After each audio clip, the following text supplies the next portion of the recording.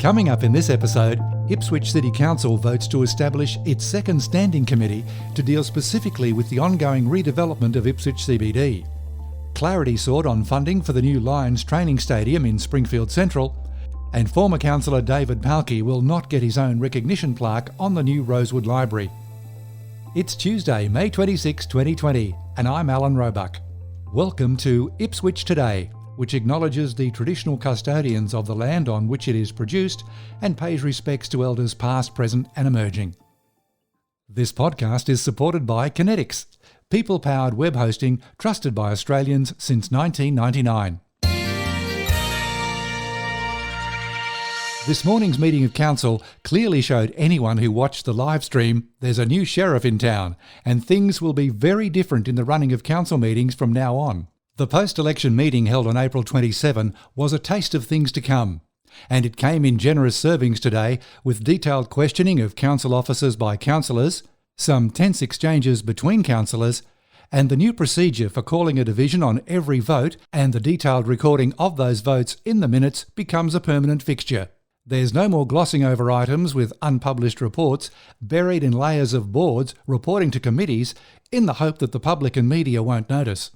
General Manager of Coordination and Performance Sean Madigan addressed the meeting in response to councillor questions about the new Brisbane Lions facility in the Ipswich suburb of Springfield Central. At the General Purposes Committee, it was indicated and asked by the councillors whether a previous council resolution had in fact gone through the council in relation to the funding of the Brisbane Lions and the signing of the Memorandum of Understanding, which was non-binding at the time.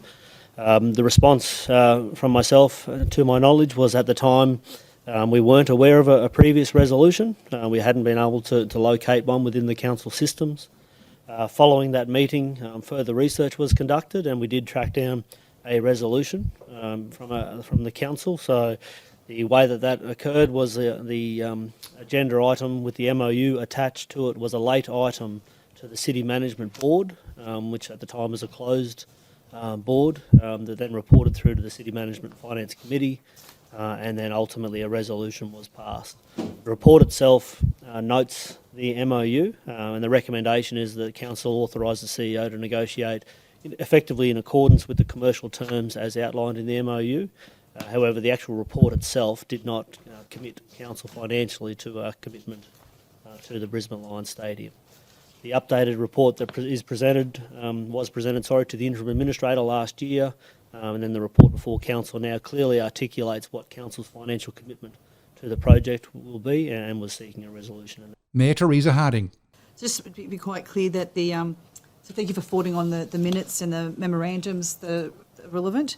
And at the time, were they ever published publicly? No, not that I could see. So there were minutes. So the board minutes go through to the City Management Committee and it effectively adopts the minutes of that board and then it went through to the council meeting. So the minutes of the council meeting did not effectively or accurately reflect the actual resolution in accordance with that particular item. So could you repeat that again? So the resolution, the minutes of the ordinary council meeting made no specific mention of the resolution of the MOU as adopted by the board and then the subsequent committee. It was just a blanket adoption of the committee minutes. Okay. So there was no mention of the $12 million? No. Councillor Paul Tully. Can I just clarify one item, please?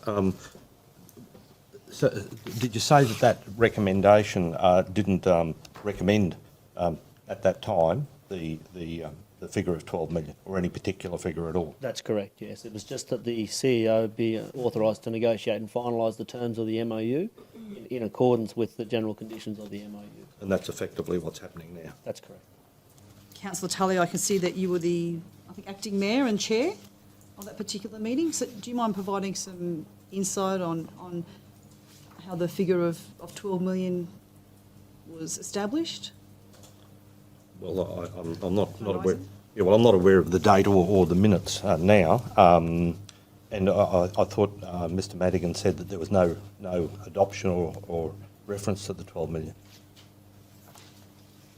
So these were sent to you, to all the councillors last week? The minutes of the meeting of the 27th of June 2017? where you were the acting mayor and chair. And I believe you're also on the board of the City Management and Finance and Community Engagement Committee, which looked at it. Look, I just wanted to know, was there a discussion about it? Because obviously in that memorandum there was the heads of agreement where the 12 million was mentioned, was certainly stated, but it's never been published. So I guess I'm looking at two things. One is, how did that figure of 12 million... I've got no independent recall, but that would have been, I presume, an officer's report in relation to that. But Mr Madigan saying that there was no adoption of any figure at all back in 2017. Well, I think what Mr Madigan said is that the resolution passed, but there was no specific mention of the 12 million. But obviously the MOU that was provided to all those there did specifically state $12 million in the heads of agreement was attached to that. So do you have any recollection? No recollection. I'll ask you to stand when I... Well, I have no recollection of that. After further discussion by councillors, Sean Madigan was asked again to clarify.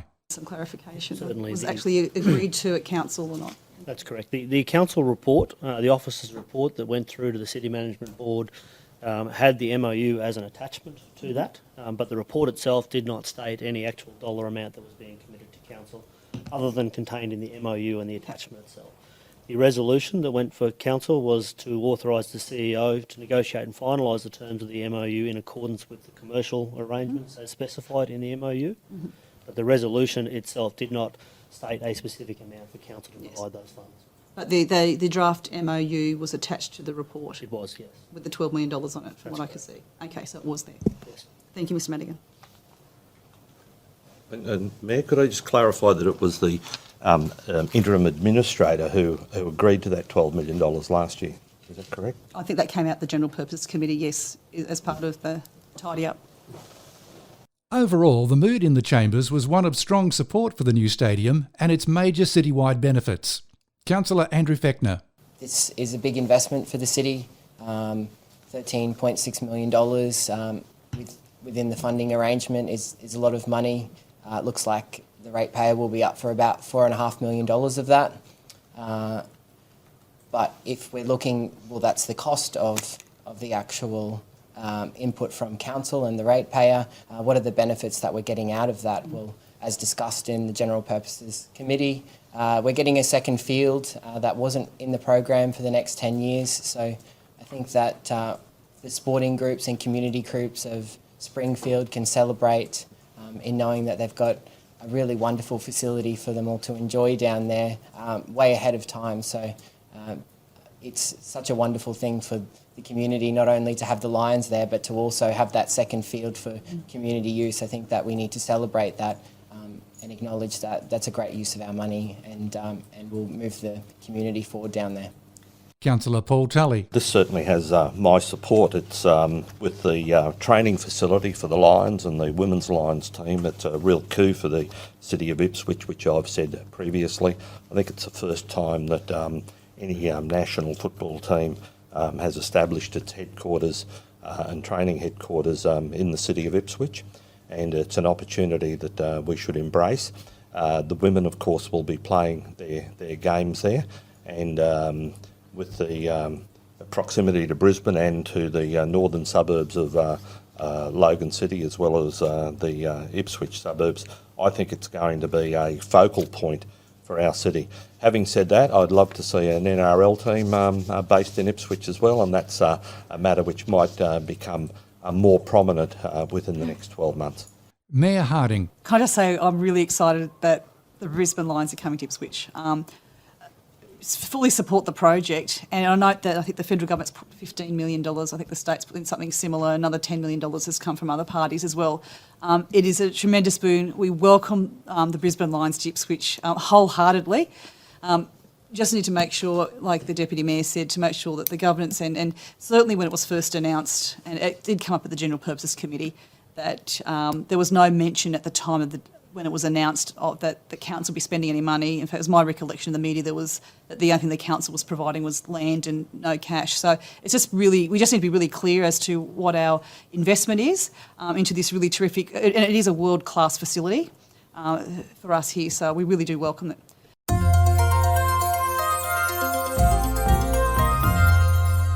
Council also voted to establish the Ipswich Central Redevelopment Committee to bring direct to Council all matters deemed appropriate and to give even greater transparency to the project at future Council meetings. Councillors Madsen and Fechner declared potential conflicts of interest in the item and left the meeting while discussions and a vote took place. Several councillors spoke to the item, which was voted on unanimously in the affirmative to establish the new committee. I guess I'll say that the feedback I've received so far that people certainly want a way to see the progress of the CBD redevelopment. They want access to as many documents as possible, but also just to know when things are opening and how decisions are being made. And so this particular recommendation is looking at having a separate standing committee, which will obviously meet monthly as a standing committee, and also come to and that report will come to the ordinary council meeting once a month as well. So there'll be two reports that will be coming to the public to be made open. The feedback I've had from the community is that they do want things to be open, but also they want especially the CBD traders, want the opportunity to participate with any of the work that's being done by that standing committee as well. The meeting resolved that Deputy Mayor Marnie Doyle will be the new committee chair, with members being Councillors Kunzelman, Jonik, Milligan and the Mayor.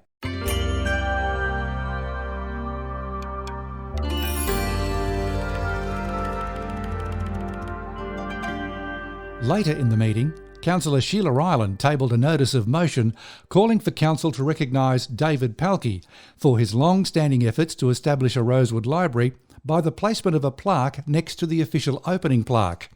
David Pahlke was the councillor for Division 10. He served this city from 1991 to 2018. In 1995, former Mayor John Nugent promised a library for Rosewood during his election campaign. That was 25 years ago. Now, my esteemed colleagues are beginning to understand that it takes 15 to 20 years to get a major infrastructure project completed. David never gave up the dream of a library for Rosewood. He sat beside me for 14 years and pestered councillors for a library for his residents every 2 weeks.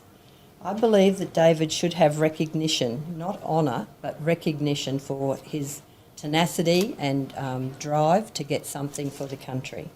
The normal way we recognise people is by way of a plaque. I ask my fellow councillors to look favourably on this motion to recognise his service to Ipswich and in particular his beloved Rosewood.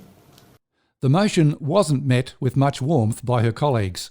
Councillor Russell Milligan. Yes, I agree with Councillor Ireland in that I would like to personally acknowledge the dedication of the work performed by Mr David Pahlke when he was a former councillor of Ipswich City Council in gaining or obtaining the Rosewood Library project to be commenced. In terms of the notice of motion, I personally cannot put my hand up to agree with something that is currently contrary to public monuments and memorials policy of the City of Ipswich or the procedure. So just with respect to that, I do give respect to Mr Pahlke for his dedication and his work in performing his role, but it is definitely contrary to our procedures, and that's my position on the matter. Councillor Kunzelman.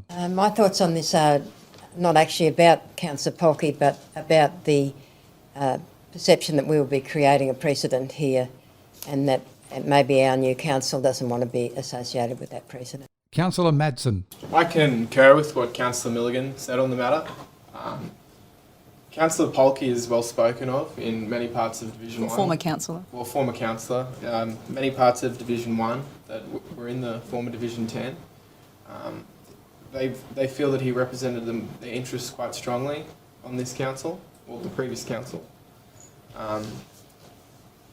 But I need greater clarity as to how this notice of motion fits within the broader policy that was adopted. And I personally feel quite rushed as to making a decision as to whether this is something that the community wants. But I must concede to Councillor Ireland that I very much believe that consideration needs to be made as to how former Councillor Pahlke's pursuit of this library is recognised, because he very much was a champion of this project. Mayor Harding. My views are you've got to look at someone's contribution holistically, and obviously I've known the dismissed councillor, former councillor Pahlke for a long, long time, and attended many community meetings, and obviously we can talk about the library. But I'll also talk about the legacy he left and the previous council left. The former council brought so much shame to this city. It's going to take us a long time to get back, to attract investment, for people to take that stain off our name. So whilst he did good things, there are also things that the Windage report is quite clear that the previous council didn't do as well. So I could not give that honour to someone who's a dismissed councillor, is my personal perception. And I also note that I think there's a community expectation that none of the dismissed councillors deserve that honour. And I also believe, I also acknowledge and concur with the point that Councillor Cornsley made with regards to the precedent that this would set, especially this new council. In the end, it was voted down 7 against, with only councillors Tully and Ireland voting in favour. The full agenda is available on Council's website, and you can watch a recording of the entire meeting on Council's YouTube channel. It was great to see significant improvements in the video and audio coming out of the chamber. With a few more tweaks, Ipswich could well be presenting the best live stream, technically speaking, of any council in Queensland. Ipswich Today is supported by Kinetics, people-powered web hosting trusted by Australians since 1999.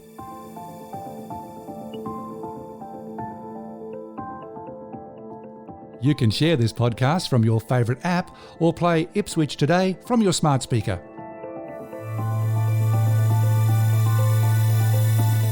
Suggestions are welcome for future interviews and topics. Just go to the Ipswich Today Facebook page and leave a message. Music is from Purple Planet Music.